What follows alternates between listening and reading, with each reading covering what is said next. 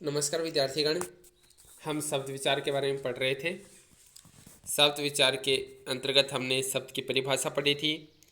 उसके बाद में हमने शब्दों के वर्गीकरण के बारे में पढ़ा था कि शब्दों का वर्गीकरण वो चार आधारों पर किया जाता है: उत्पत्ति या स्रोत के आधार पर, रचना या व्युत्पत्ति के आधार पर, अर्थ के आधार पर और प्रयोग के आधार पर। उसके बाद में हमने उत्पत्ति के आधार पर शब्द के भेद के बारे में पढ़ा था, जिसके अंतर्गत हमने तत्सम शब्द के बारे में पढ़ा था, तद्भव शब्द के बारे में हमने पढ़ा था, देशज शब्द के बारे में हमने पढ़ा था। उसके बाद में हमने विदेशी शब्द के बारे में पढ़ा था। उसके बाद हमने रचना के आधार पर या व्युत्पत्ति के आधार पर शब्द के भेद पढ़े थे। रचना आधार पर शब्द के तीन भेद होते हैं: रूढ़ शब्द, यौगिक शब्द और योग रूढ़ शब्द। इनके बारे में भी हमने पढ़ा था। उसके बाद में हमने अर्थ के आधार पर शब्द के भेद पढ़े थे कि अर्थ के आधार पर शब्द के दो भेद होते हैं: सार्थक शब्द और निरर्थक शब्द। इसके बाद आता है प्रयोग के आधार पर शब्द के भेद। तो हम चौथा भेद पढ़ेंगे आज, प्रयोग के आधार पर शब्द के भेद। तो वाक्य में प्रयोग करने पर लिंग, वचन और कारक आदि के आधार पर शब्दों के रूप में कुछ परिवर्तन अथवा विकार उत्पन्न हो जाता है। इस प्रकार प्रयोग के आधार पर शब्दों के दो मुख्य भेद होते हैं। कहने का मतलब हम वाक्य में किन का प्रयोग करते हैं? लिंग, वचन और कारक का प्रयोग करते हैं। वाक्य में हम लिंग, वचन और कारक का प्रयोग करते हैं और इसी लिंग, वचन और कारक के आधार पर शब्दों के रूप में कुछ परिवर्तन हो जाता है अथवा विकार उत्पन्न हो जाता है। तो इसी आधार पर शब्द के दो भेद माने गए हैं, जिनके अंतर्गत आता है विकारी शब्द और अविकारी शब्द। समझ में आया होगा कि वाक्य में हम लिखने पढ़ने में लिंग, वचन और कारक का प्रयोग करते हैं और इन्हीं लिंग, वचन ने कारक के आधार पर शब्द के रूप में कुछ परिवर्तन हो जाता है या विकार उत्पन्न हो जाता है और इसी विकार के कारण इनके दो आधारों पर भेद किए गए हैं। एक को तो नाम दे दिया विकारी शब्द और दूसरा हो गया अविकारी शब्द। अब हम सबसे पहले विकारी शब्द के बारे में पढ़ेंगे कि विकारी शब्द किसे कहते हैं। तो वाक्य में प्रयोग करते समय कुछ शब्दों का रूप लिंग, वचन और कारक इत्यादि के कारण थोड़ा परिवर्तित हो जाता है, अर्थात उनके आकार में कुछ विकार उत्पन्न हो जाता है। इन्हीं परिवर्तित होने वाले शब्दों को विकारी शब्द कहा जाता है, जैसे चूहा, चूहे, चूहिया, चूहियाँ आदि। कहने का मतलब है वाक्य में हम शब्दों का प्रयोग करते हैं जिसके अंतर्गत लिंग, वचन और कारक आते हैं। अब इन्हीं लिंग, वचन और कारक के आधार पर थोड़ा परिवर्तन हो जाता है या उनमें कुछ विकार उत्पन्न हो जाता है और इन्हीं परिवर्तित होने वाले शब्दों को विकारी शब्द कहते हैं। आ गई होगी विकारी शब्द की परिभाषा समझ में कि वाक्य होंगे, वाक्य में हम लिंग, वचन और कारक का प्रयोग करते हैं और इन्हीं लिंग, वचन और कारक के आधार पर थोड़ा परिवर्तन हो जाता है या उनमें कुछ विकार उत्पन्न हो जाता है। तो उनमें जो परिवर्तन होता है या विकार उत्पन्न होता है, उन्हीं परिवर्तित होने वाले शब्दों को विकारी शब्द कहते हैं। कैसे? उदाहरण के माध्यम से देखिए, चूहा, चूहिए, चूहिया, चूहियाँ। अब इसमें देखो चूहा, अब इसमें लिंग, वचन और कारक की बात करते हैं। लिंग, चूहा में कौन सा लिंग है? पुल्लिंग।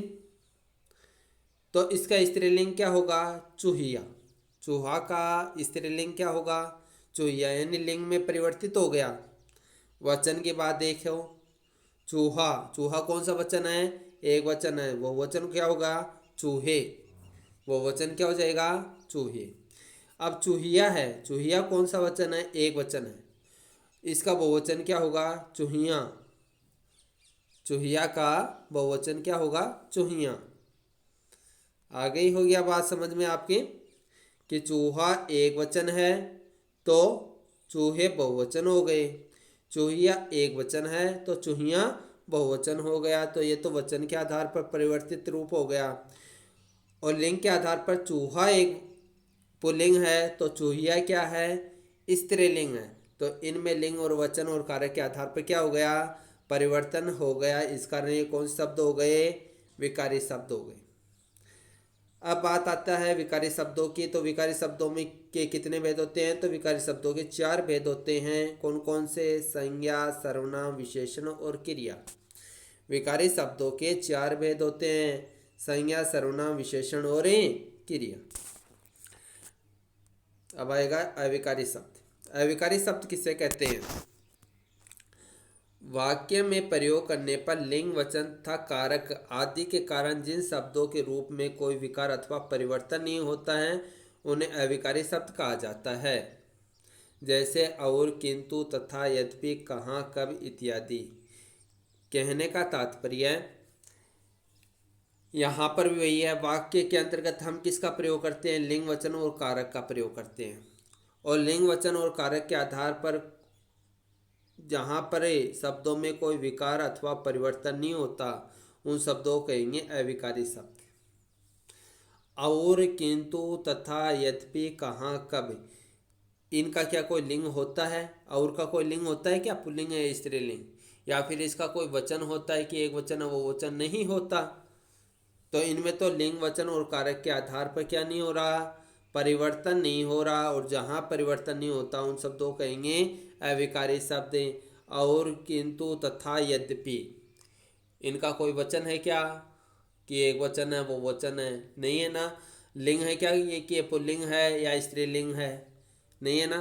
तो और, किंतु, तथा, यद्यपि, कहाँ, कब, ये जो शब्द दे रखे हैं इनका न तो कोई लिंग है न ही कोई वचन है।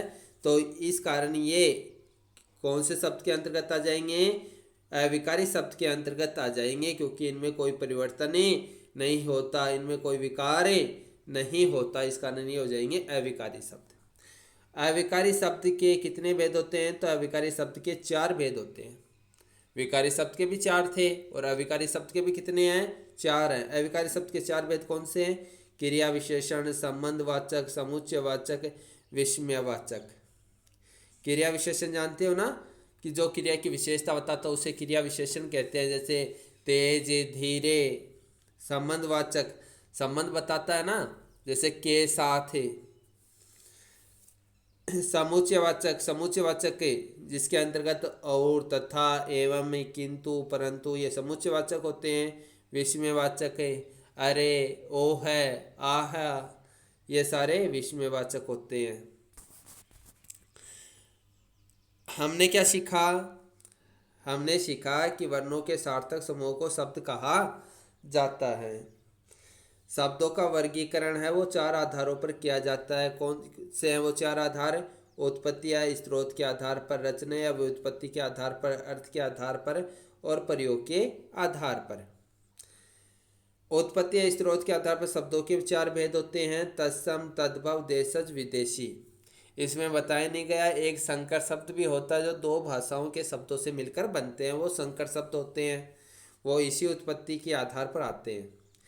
रचना अथवा व्युत्पत्ति के आधार पर शब्दों के 3 भेद होते हैं, यौगिक, रूढ़ और योग रूढ़ शब्द। अर्थ की दृष्टि शब्द के 2 भेद होते हैं, सार्थक शब्द और निरर्थक शब्द। विकार के आधार पर शब्दों के 2 भेद होते हैं, विकारी शब्द और अविकारी शब्द। विकारी शब्दों के भी 4 भेद होते हैं, संज्ञा, सर्वनाम, विशेषण और क्रिया। और अविकारी शब्दों के 4 भेद होते हैं, क्रिया विशेषण, संबंधवाचक, समुच्चयवाचक और विस्मयवाचक। ये हमने पढ़े। अब आते हैं इसके अभ्यास प्रश्न। पहला प्रश्न है, वर्णों के सार्थक समूह को क्या कहते हैं? तो वर्णों का जो सार्थक समूह है होता है उनसे शब्द बनते हैं, तो वर्णों के सार्थक समूह को शब्द कहते हैं। दूसरा है, निम्नलिखित में देशज शब्द कौन सा है? देशज शब्द खिड़की है। तो ये कौन सा शब्द है? तो ये है तत्सम शब्द। दधी, दधी कौन सा शब्द है? तत्सम शब्द है। और खिड़की कौन सा शब्द है? देशज शब्द है। ठीक है ना। तो दूसरा का सही क्या होगा? खिड़की होगा। तीसरा, इनमें रूढ़ शब्द कौन सा है? रूढ़ शब्द, घर शब्द भी रूढ़ शब्द है, कमल शब्द भी रूढ़ शब्द है। तो इसमें कौन सा आ जाएगा? ये वाला सही हो जाएगा कि दोनों ही शब्द रूढ़ शब्द हैं, घर और कमल। इनमें यौगिक शब्द कौन सा? यौगिक शब्द कौन से होते हैं? जो 2 शब्दों के योग से मिलकर बनते हैं वो शब्द यौगिक शब्द कहलाते हैं। तो इसमें रसोई घर दो शब्दों से मिलकर बना है, रसोई और घर। बैलगाड़ी, बैलगाड़ी भी दो शब्दों से मिलकर बना है, बैल और गाड़ी। तो इसमें ये वाला सही हो जाएगा। ठीक है। निम्नलिखित तत्सम शब्दों के तद्भव रूप लिखिए। अब तत्सम शब्दों के तद्भव रूप लिखना है। पाद, पाद को अपन पाँव भी कहते हैं, पाँव भी तद्भव रूप है, या इसको हम पैर भी कहते हैं, पैर भी इसका क्या है, तद्भव रूप है। ठीक है। दूसरा आता है नासिका, नासिका को क्या कहते हैं, इसका तद्भव रूप होता है नाक। फिर आता ग्राम, ग्राम को हम तद्भव में लिखेंगे तो लिखेंगे गांव, यानी ग्राम तत्सम है और गांव तद्भव है। हस्ते, हस्त का तद्भव होगा हाथ, हस्त का तद्भव रूप क्या होगा, हाथ। बधू, बधू का तद्भव क्या होगा, बहू, बधू का तद्भव होगा बहू। क्षेत्र, क्षेत्र का होगा खेत, क्षेत्र का क्या लिखेंगे, खेत लिखेंगे, क्षेत्र का होगा खेत। ठीक है। आगे आता है शीर, शीर का होगा सिर, शीर का क्या होगा, सिर। इसके बाद में आता है प्रस्तर, प्रस्तर को क्या कहते हैं, पत्थर, प्रस्तर को तद्भव रूप में क्या कहते हैं, पत्थर। आगे आता है निम्नलिखित प्रकार के दो दो शब्द लिखिए। अंग्रेजी की भाषाई शब्द की बात हो रही है, तो स्कूल जो शब्द आप पढ़ने और लिखने में काम में लेते हो वो अंग्रेजी भाषा का शब्द है। स्टेशन शब्द जो आप पढ़ने लिखने में काम में लेते हो वो कौन सा शब्द है, अंग्रेजी भाषा का शब्द है। स्कूल और स्टेशन दोनों शब्द ही अंग्रेजी भाषा के शब्द हैं। दूसरा आता फारसी भाषा की बात करते हैं। फारसी भाषा, जमीन जो शब्द है, जमीन, जमीन जो शब्द है वो फारसी भाषा का शब्द है। अफसोस जो शब्द है, अफसोस, अफसोस जो शब्द है वो फारसी भाषा का शब्द है, अफसोस। तुर्की भाषा की बात आती है। तुर्की भाषा के अंतर्गत कालीन जो शब्द है वो तुर्की भाषा का शब्द है। कौन सा, कालीन, कालीन शब्द तुर्की भाषा का शब्द है। और तमाशा शब्द भी तुर्की भाषा का शब्द है, तमाशा शब्द तुर्की भाषा का शब्द है। पुर्तगाली की बात आती है तो पुर्तगाली के अंतर्गत तंबाकू, तंबाकू जो शब्द है वो पुर्तगाली भाषा का शब्द है। और चाबी जो शब्द है वो भी पुर्तगाली भाषा का शब्द है। ठीक है, दो दो शब्द हो गए। अब आता है निम्नलिखित प्रश्नों के उत्तर दीजिए। शब्दों वर्गीकरण कितने आधारों पर किया जा सकता है, तो शब्दों का वर्गीकरण है वो 4 आधारों पर किया गया है। कौन से आधार हैं, 4। उत्पत्ति के आधार पर, व्युत्पत्ति या रचना के आधार पर, अर्थ के आधार पर और प्रयोग के आधार पर। तत्सम तथा तद्भव शब्दों में उदाहरण सहित अंतर स्पष्ट कीजिए। तत्सम शब्द वे शब्द हैं जो संस्कृत भाषा से ज्यों के त्यों ही हिंदी भाषा में प्रयुक्त हो गए, वे शब्द होते हैं तत्सम शब्द। और तद्भव शब्द जो शब्द संस्कृत भाषा से हिंदी भाषा में आने पर उनके रूप में परिवर्तन हो गया, वो शब्द कहलाते हैं तद्भव शब्द। अब तत्सम शब्द क्या उदाहरण को क्या होगा, अग्नि होगा, दुग्ध होगा, सर्प होगा। तद्भव का क्या होगा, अग्नि को आग कहा जाने लगा, सर्प को सांप कहा जाने लगा, दुग्ध को दूध कहा जाने लगा, है ना। तो सांप, दूध, आग ये तद्भव रूप हो गए। देश विदेशी शब्दों से आप क्या समझते हैं। देश शब्द जो अपनी सभ्यता और संस्कृति के शब्द हैं वो देश शब्द होते हैं। विदेशी जाति अपने देश में आई थी और वो अपने शब्दों को अपने यहाँ पर छोड़ गए, उनकी सभ्यता और संस्कृति को हमारी सभ्यता और संस्कृति ने अपना लिया, वो शब्द विदेशी शब्द कहलाए। जिनके अंतर्गत तुर्की है, अरबी है, फारसी है, उर्दू है, अंग्रेजी है, ये सभी भाषाओं के शब्द हैं, ये विदेशी शब्द होते हैं। यौगिक और योगरूढ़ शब्दों के अंतर को संक्षेप में लिखिए। यौगिक शब्द, यौगिक शब्द तो दो शब्दों के योग से जो शब्द बनते हैं वो तो यौगिक शब्द होते हैं। और जो दो शब्दों के योग से जो शब्द बनते हैं लेकिन उनका अन्य ही अर्थ निकलता है, वो योगरूढ़ शब्द होते हैं। सार्थक शब्द किसे कहते हैं? जिन शब्दों का अर्थ निकलता है उन शब्दों को सार्थक शब्द कहते हैं। अब बात आती है यहाँ पर कि निम्नलिखित शब्दों को उनके भेदों के अनुसार छांट कर लिखिए। भेद हैं बताए गए हैं, उन्हीं भेदों के आधार पर इन शब्दों को लिखना है कि तत्सम शब्द कौन से हैं, तद्भव कौन से हैं, देशज कौन से, विदेशी शब्द कौन से, यौगिक कौन से और योगरूढ़ कौन से हैं। अब जैसे कि मैंने आपको बताया है, तत्सम शब्द कौन से होते हैं? जो संस्कृत भाषा के शब्द हैं वो तत्सम शब्द हो गए। तद्भव शब्द संस्कृत भाषा के शब्द थे लेकिन हिंदी भाषा में आने पर उनके रूप में परिवर्तन हो गया। अर्थ तो वो का वो रहा है, उनके रूप में परिवर्तन हो गया, वो तद्भव शब्द हो गए। देशज जो अपनी सभ्यता और संस्कृति के शब्द हैं वो देशज हैं। जो विदेशी सभ्यता और संस्कृति के शब्द हैं वो विदेशी शब्द हैं। यौगिक शब्द जो दो शब्दों के योग से मिलकर एक शब्द बनता है वो यौगिक शब्द है। योगरूढ़ शब्द जो दो शब्दों के योग से मिलकर शब्द बनता है लेकिन उसका अन्य ही अर्थ निकलता है वो योगरूढ़ शब्द हो गया। ठीक है, अब इसमें देखते हैं कि कौन सा तत्सम शब्द है, कौन सा तद्भव है, कौन सा देशज है, कौन सा विदेशी है, कौन सा यौगिक है और कौन सा योगरूढ़ है। तो सबसे पहले विद्यालय शब्द आ रहा है। तो विद्यालय शब्द दो शब्दों के योग से मिलकर बना है। कौन सा? विद्या और आल्य, दो शब्दों के योग से मिलकर बना है, इसलिए कौन सा शब्द हो गया? विद्यालय शब्द। विद्यालय शब्द यौगिक शब्द है। विद्यालय शब्द कौन सा ये शब्द है? यौगिक शब्द है। पंकज, पंकज शब्द है। तो पंकज शब्द दो शब्दों के योग से मिलकर बना है, पंक और जय, पंकज। तो इसका अर्थ हो गया पंक यानी कीचड़, जय का मतलब उत्पन्न होने वाला, कीचड़ में उत्पन्न होने वाला। कौन? कमल का फूल। तीसरा अर्थ निकल गया ना पंकज का, क्या निकला? कमल निकला। तो कमल निकला तो इसका मतलब है कमल के फूल की बात हो रही है, पंकज शब्द का नाम लेते हैं तो पंकज शब्द आ जाएगा योगरूढ़ शब्द में। चतुरानन कि जिसके चार मुख हों, चार मुख ब्रह्मा जी के, तो ये भी योगरूढ़ में आ जाएगा। डाकघर, डाकघर शब्द है ये देशज शब्द है। डाकघर शब्द कौन से शब्द में आ जाएगा? देशज में। खेत, खेत है ये तद्भव शब्द के अंतर्गत आएगा। चोर, चोर भी तद्भव शब्द में आएगा। मोर, मोर भी तद्भव शब्द में आएगा। उल्लुक, उल्लुक है तत्सम शब्द के अंतर्गत आएगा। तेल है ये तत्सम में आएगा। घृत ये भी तत्सम शब्द के अंतर्गत ही आएगा। लंबोदर, लंबोदर शब्द दो शब्दों के योग से मिलकर बना है। कौन से दो शब्द हैं? लंब और उदर, दो शब्दों के योग से मिलकर बना है ले इसका अन्य अर्थ निकलता है। इसका अर्थ क्या निकलता है? जिसका पेट लंबा हो। किसका पेट लंबा है? गणेश जी का पेट लंबा है, तो इसका अन्य ही अर्थ क्या निकल गया?